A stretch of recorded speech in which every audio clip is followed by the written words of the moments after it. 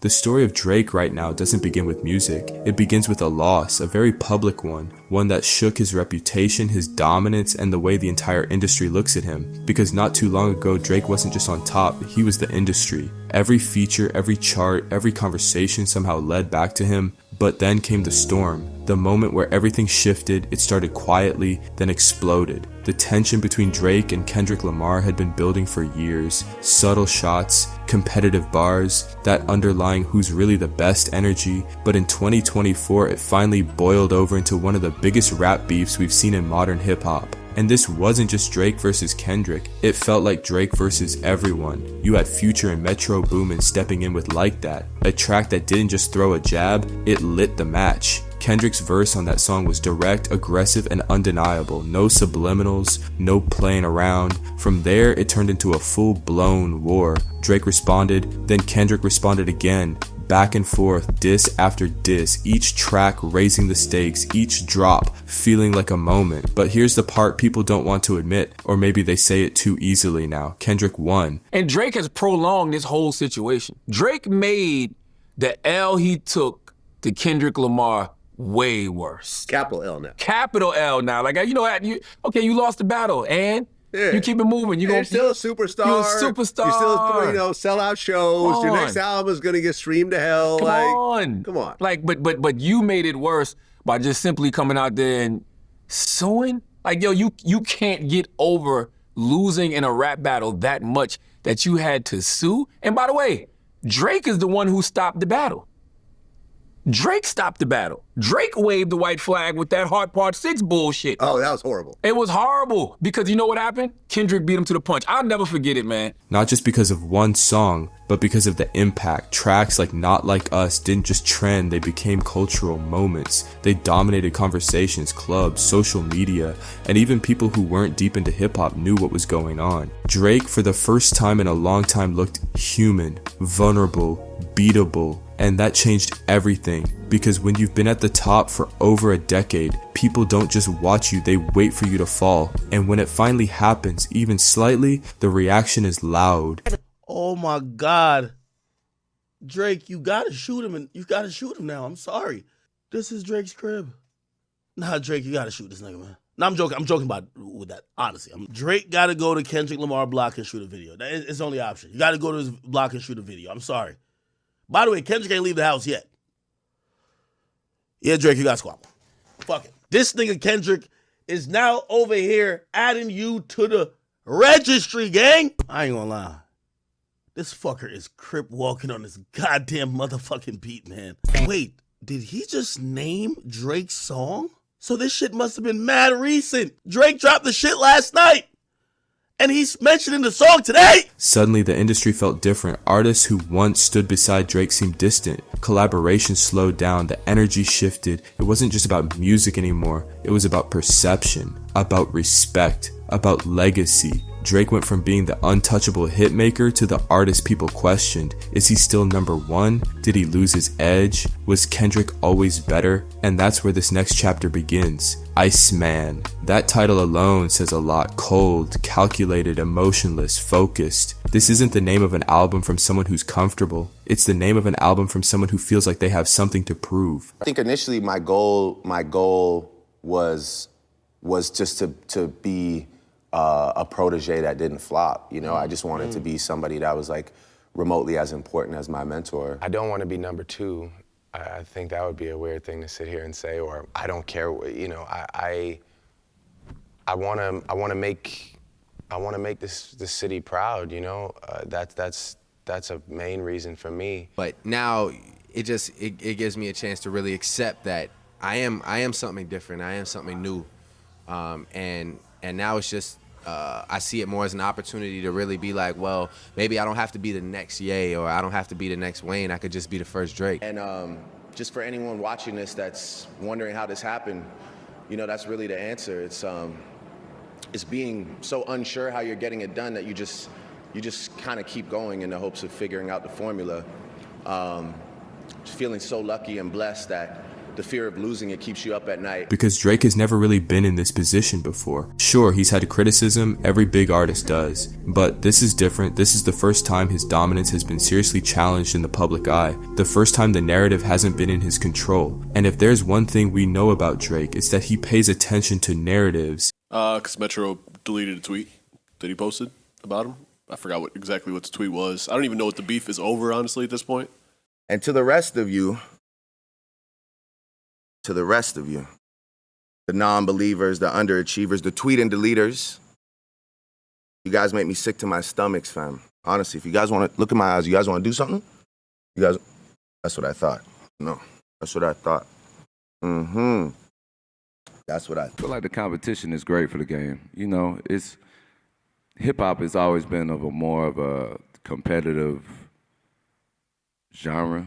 But I just feel like more today it's more like stan culture. Back in the day, like Jay-Z and Nas went at it, but like I was a fan of both of them, you know. The internet just makes it a little too wild. I feel like, you know, it's good for the game, and as far as me being diplomatic, I mean, it's just entertainment at the end of the day. He hears everything, every tweet, every comment, every comparison, and that pressure, that doubt, that's exactly what could make Iceman one of the most important albums of his career. Think about it. When artists feel like they're on top, they get comfortable. The music is good, but it doesn't always have that hunger, that urgency, that need to prove something. But when they feel like they've lost something, that's when things get dangerous. That's when they lock in. And Drake right now, he has every reason to lock in, because this isn't just about making hits anymore. It's about reclaiming respect. Iceman has the potential to be more than just another Drake album. It could be a statement, a response, a reset. We might see a version of Drake that's colder, sharper, and more direct. Less about pleasing everyone, more about proving a point. Less melodies, more bars. Less trying to dominate charts, more trying to dominate conversations. Or maybe, and this is just as possible, he leans fully into what made him Drake in the first place, the versatility, the ability to switch between introspection, confidence, and vulnerability in a way few artists can. Because let's be real, even after the loss to Kendrick, Drake is still Drake. The numbers don't disappear overnight. The fan base doesn't vanish. The influence doesn't fade that quickly. But the aura, that can crack. And right now, that's what he's trying to rebuild. The question is, how does he do it? Does he address the beef directly? Does he take subtle shots, continuing the tension without fully reigniting it? Or does he ignore it completely and focus on reminding everyone why he was on top for so long? Each option comes with risk. If he goes too direct, it could reopen wounds he didn't win the first time. If he ignores it, people might say he's avoiding it. And if he plays it safe, the album could feel like a missed opportunity. That's why Iceman feels so important. Because it's not just about the music, it's about the approach. Drake has always been strategic. He knows timing. He knows how to control moments. But this time, the moment isn't fully in his hands. He's reacting, not leading. Yeah, I have a lot of respect. I have a lot of respect for, you know, the other two guys that I'm constantly, you know, up against, which is like Cole and Kendrick. Three-headed monster. Yeah. So I have a lot of respect for those guys because they also continue to, you know, stay true to what we started with, and finding new ways to do it. And yeah, I mean, I'm excited that the decade's about to turn and we're gonna see who can, you know, who can go that extra stretch, because it is really, I think for all three of us, it is the time to see who can transcend the generations, much like Jay did, or much like Wayne did after the Hot Boys days, going into like Show Me What You Got freestyle, when he just completely switched up and was like, oh, you know. So absolutely. I think that year is coming up for all three of us, where it's time to see, you know, are we capable of, you know, another 5-year run. But sometimes that's exactly what creates greatness. Some of the best albums in hip-hop history come from pressure, from artists who felt doubted, disrespected, or overlooked. Albums where you can hear the hunger in every track. If Drake taps into that energy, Iceman could be special. Not just a comeback, but a reinvention. Because at this stage in his career, Drake doesn't just need another successful album, he needs a defining one. One that reminds people why he dominated for so long. One that shifts the narrative again. One that makes people stop saying Kendrick ended Drake and start saying Drake responded. And that's the real battle now. Not Drake versus Kendrick, but Drake versus the narrative. Because narratives in hip-hop are powerful. Once they stick, they're hard to shake. And right now the narrative isn't in Drake's favor, but music has always been his strongest weapon. And if there's one thing he's proven time and time again, it's that he knows how to make people listen. So when Iceman drops, it won't just be another release. It'll be a test, a moment, a chance to see whether Drake can adapt, evolve, and reclaim his position, or whether this is the beginning of a new era where he's no longer at the very top. Either way, one thing is certain: everyone will be watching, because love him or hate him, doubt him or defend him, Drake is still one of the most important artists in the world, and Iceman might just decide what his next chapter looks like. And if the music is the response, the rollout, that's the strategy, because Drake didn't just announce Iceman, he turned it into a moment.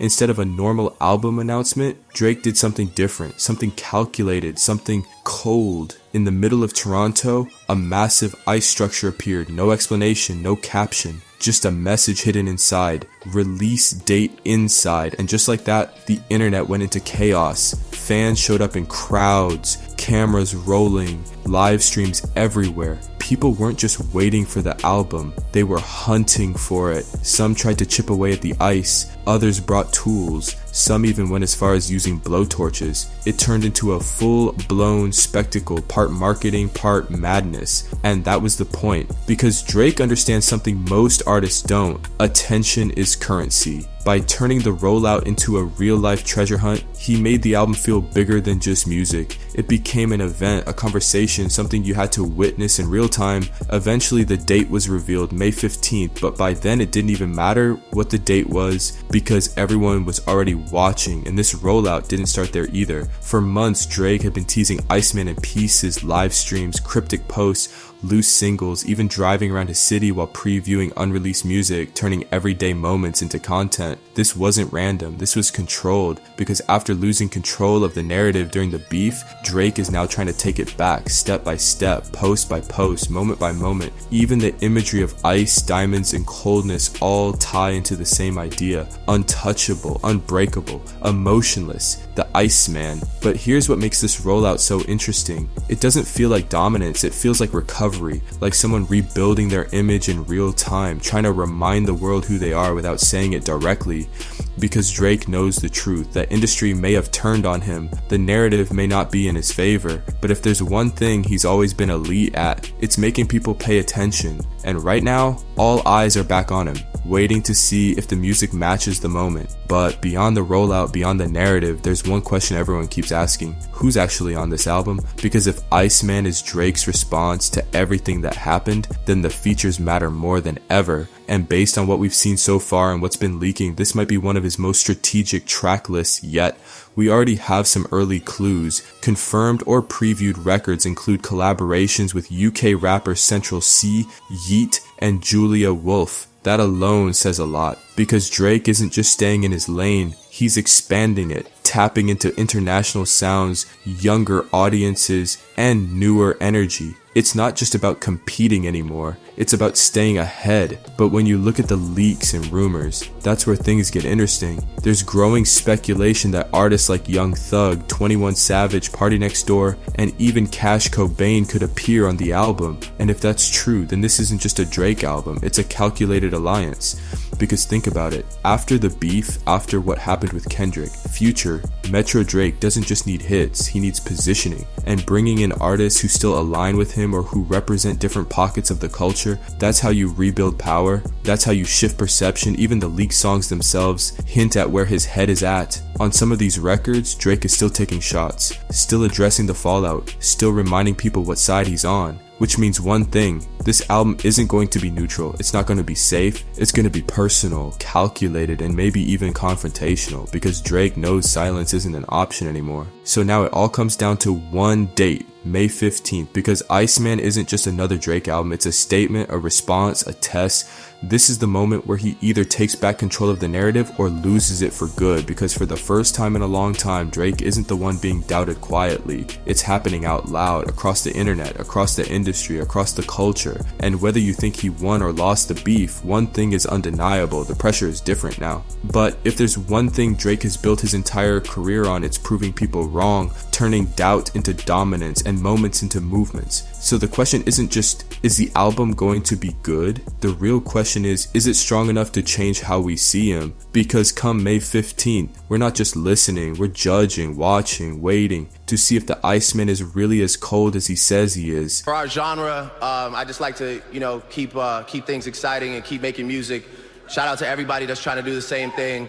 More life is coming soon and more tune for your head top. So watch how you speak on my name,